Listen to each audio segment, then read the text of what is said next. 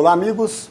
Hoje nós estamos recebendo na redação do Jornal da Imprensa, em nossa mesa redonda, o médico, produtor rural e hoje deputado federal licenciado e que está à frente da Secretaria Estadual de Meio Ambiente e Recursos Hídricos, Leonardo Vilela.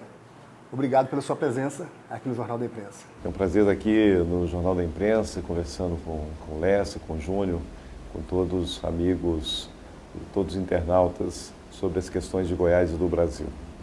Bom, para nos acompanhar nessa entrevista, o jornalista Antônio Lessa, aqui também do Jornal da Imprensa.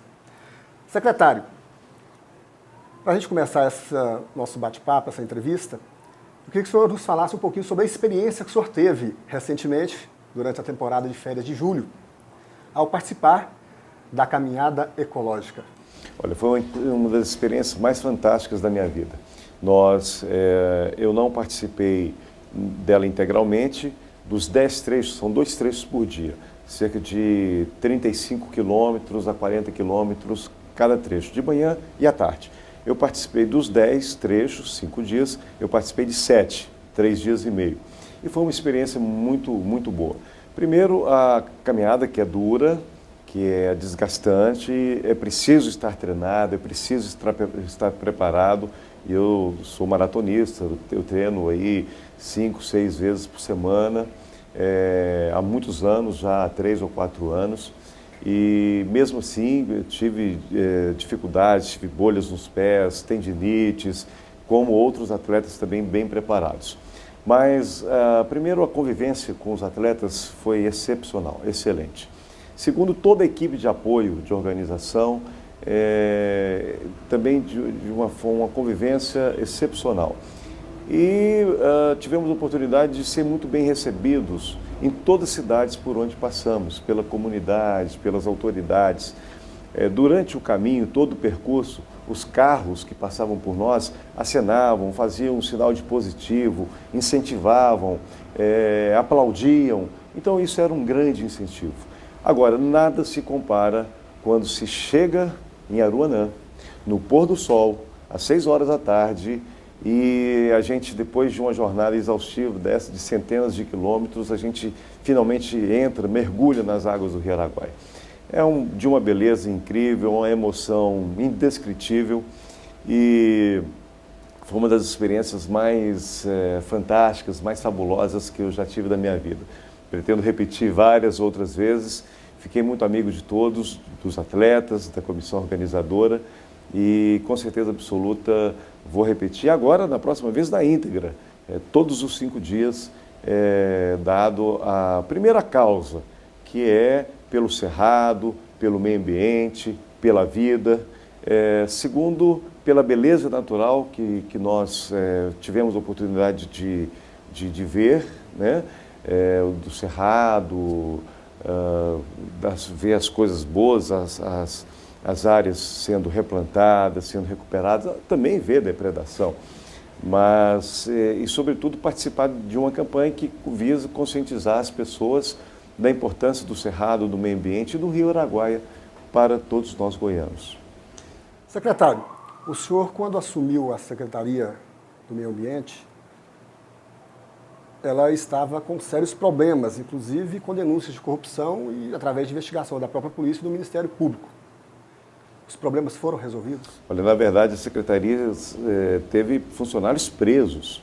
15 dias antes de eu assumir a Secretaria, a Polícia Civil, o Ministério Público fizeram uma operação e saíram lá funcionários algemados.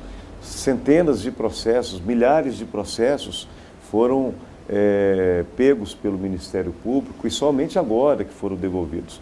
Então era uma situação grave de corrupção, de fraudes, de desvios e nós entramos primeiro substituir todos os superintendentes, todos os gerentes, todos os coordenadores, todos os chefes. Nós colocamos uma equipe 100% renovada. Segundo, abrir inquéritos administrativos contra todos que tinham alguma acusação de irregularidade. Colaboramos, abrimos as portas da Secretaria do Meio Ambiente para o Ministério Público, para a Polícia Civil, para que eles pudessem levar a cabo a investigação, que aliás já está sendo concluída agora, e o Ministério Público já me adiantou que vai pedir o indiciamento de está oferecendo a denúncia contra dezenas de pessoas, funcionários e não funcionários da Secretaria do Meio Ambiente, técnicos, prestadores de serviço, produtores, empresários, enfim, que estavam envolvidos nesse esquema de corrupção. E de lá para cá nós fomos extremamente rígidos. Colocamos a transparência ao lado da eficiência, da celeridade, da agilidade, como um dos pilares da Secretaria de Meio Ambiente. Com certeza absoluta, implantamos o Disque Denúncia, um 0800, aberto à população, que não precisa se identificar, inclusive, e com isso eu tenho a impressão que se a corrupção não acabou, ela está reduzida a níveis extremamente baixos. E o nosso objetivo é erradicar de vez, né? E continuamos colaborando com o Ministério Público e com a Polícia Civil no sentido de apurar qualquer denúncia que haja de fraude ou de corrupção. Secretário, esse problema da corrupção em relação ao meio ambiente, aos órgãos responsáveis pela fiscalização, inclusive o acompanhamento do que está sendo feito, é um problema nacional. Sem dúvida. Com uma abrangência maior, certo? E uma especulação muito grande em nível nacional, a questão da Amazônia. O senhor já tem uma experiência, uma vasta experiência no meio, até que ponto o país e o sistema de governo tolera ou não tem condições de um enfrentamento maior para combater esse tipo de corrupção? Olha, eu sou da seguinte opinião, tolerância zero com corrupção. A corrupção é um mal que não dá para tolerar, é zero de corrupção. Nós não podemos aceitar, um pouquinho de corrupção não faz mal. Essa é uma ideia negativa, é uma ideia perniciosa.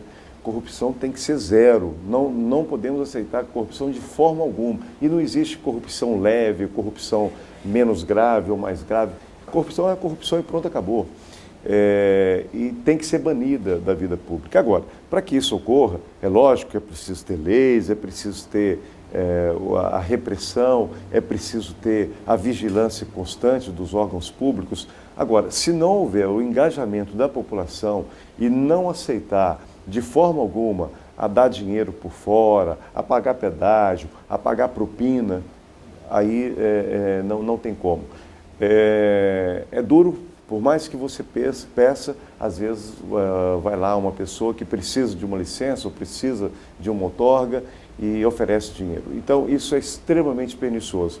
O técnico recusa a primeira vez, recusa a segunda, muitas vezes na 10ª, na 100ª vez, ele acaba aceitando e depois aceita outra vez e mais outra, e aí se institui o ciclo.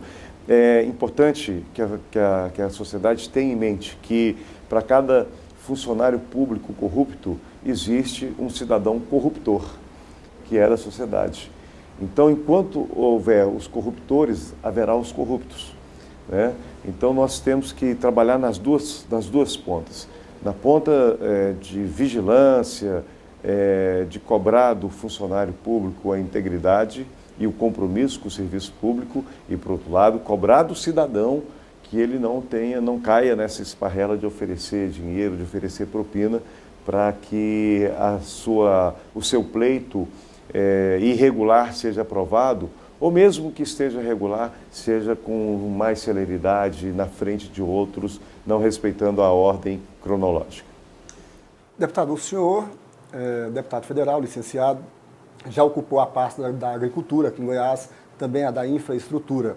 Sempre foi um defensor dos direitos dos goianos. Aquela situação que em junho cogitou-se a possibilidade do lixo radioativo de Angra dos Reis vir para Goiás, e o senhor foi um defensor lá em audiência pública em Brasília, contra esse lixo vir para Goiás. Nós tomamos Como é que o senhor viu isso quando surgiu essa ideia? Olha, essa foi uma ideia que surgiu nos gabinetes lá da CNEM, da Comissão Nacional de Energia Nuclear. Não houve nenhuma consulta ao Estado de Goiás, ao governador do Estado, à Secretaria de Meio Ambiente. Foi ventilada em jornais de circulação nacional, na grande mídia nacional.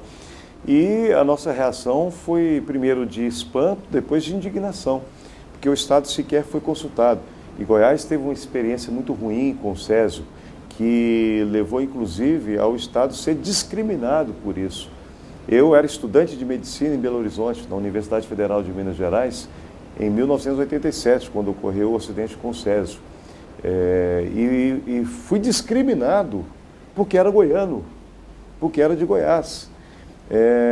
Para você ver o nível que chegou a discriminação que o Estado e que os goianos sofreram por causa do acidente do Césio. E não dá para a gente aceitar essa imposição, goela abaixo, por parte da QNEM, de transformar o depósito de Abadia de Goiás, que foi construído com a finalidade específica de armazenar o lixo produzido pelo acidente do Césio e não para armazenar combustível atômico já esgotado, é inadmissível isso. Eu conversei com o governador Marconi Perillo, o governador deu total apoio às minhas ponderações e nós dissemos claro, em alto e bom som: o Estado de Goiás não aceita ser depósito de lixo radioativo.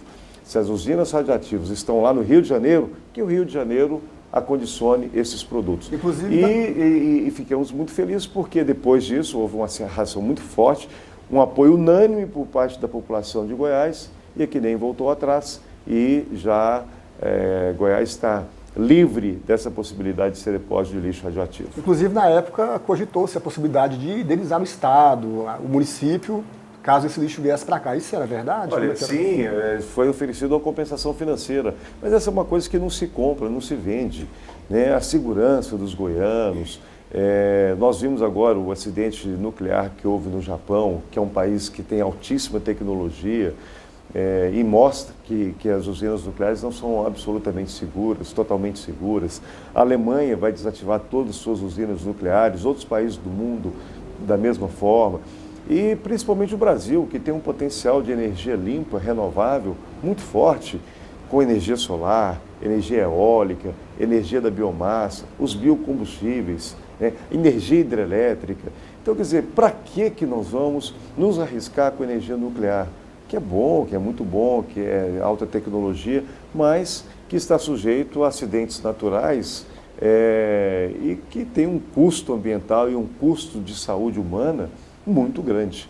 Então, essa possibilidade está definitivamente descartada porque o governo tomou uma decisão de não aceitar o lixo atômico em Goiás. Ainda quanto o início dessa entrevista, qual a avaliação que o senhor faz em termos de conscientização da população? O senhor disse muito bem que há necessidade urgente e premente de uma participação mais efetiva da população com relação ao aspecto negativo, quer dizer, da corrupção, do avanço, do desmatamento desordenado sem autorização do Senado, e é necessário uma melhor conscientização da população no sentido de também combater a ação dos marginais do meio ambiente. O que poderia ser feito no sentido de chamar o cidadão também à sua responsabilidade, a população em si? Olha, eu tenho muito claro isso. Houve uma melhora nos últimos 10, 15, 20 anos, houve uma melhora sensível na consciência ambiental das pessoas. Agora, é inegável que existe um longo caminho para chegar ao ideal. Nós avançamos, mas eu considero que num caminho aí de 100 quilômetros, nós já andamos 20, fazendo uma analogia. Faltam 80 quilômetros ainda para nós chegarmos ao nosso objetivo. Agora, só vamos conseguir isso, é importante a ação do Estado, dos órgãos ambientais federais, estaduais, municipais, é importantíssima essa atuação, fazendo leis, fiscalizando, licenciando, outorgando, punindo quando for necessário, fazendo educação ambiental. Agora, é importante a participação de toda a sociedade, é importante a participação das escolas, da mídia, é importante a participação da sociedade organizada. Se cada pessoa mudar o seu hábito, mudar o seu comportamento, aí sim nós vamos mudar o mundo. E nós vamos conseguir o desenvolvimento tão esperado, tão sonhado, com sustentabilidade, com a preservação dos recursos naturais. Eu cito um exemplo. Imagina se cada pessoa joga um papel de bala na rua. Fala, com um papel de bala, ele não vai causar impacto ambiental nenhum. Mas agora vamos pensar. Nós somos 6 milhões de goianos, 192 milhões de brasileiros, mais de 6 bilhões caminhando para 7 bilhões de terráqueos. Imagina 7 bilhões de papelzinho na rua. Então, isso gera um impacto muito grande. Então, se cada pessoa fizer a sua parte, economizar energia, apagar a luz quando sai do quarto, desligar a televisão quando não está assistindo, tomar um banho de 5 minutos ao invés de 15, fechar a água quando estiver fazendo a barba ou quando estiver escovando os dentes, não usar a água da torneira para lavar a calçada, como se fosse uma vassoura. Enfim, se a gente tomar medidas, dar a destinação correta para o lixo, não jogar lixo na rua, enfim, se cada pessoa fizer a sua parte, nós teremos um meio ambiente muito mais saudável e teremos um planeta muito mais sustentável, né? Então, essa é uma questão que cabe ao governo, cabe sim, mas também cabe a toda a sociedade. Vamos fazer uma pequena pausa e a gente volta no próximo bloco.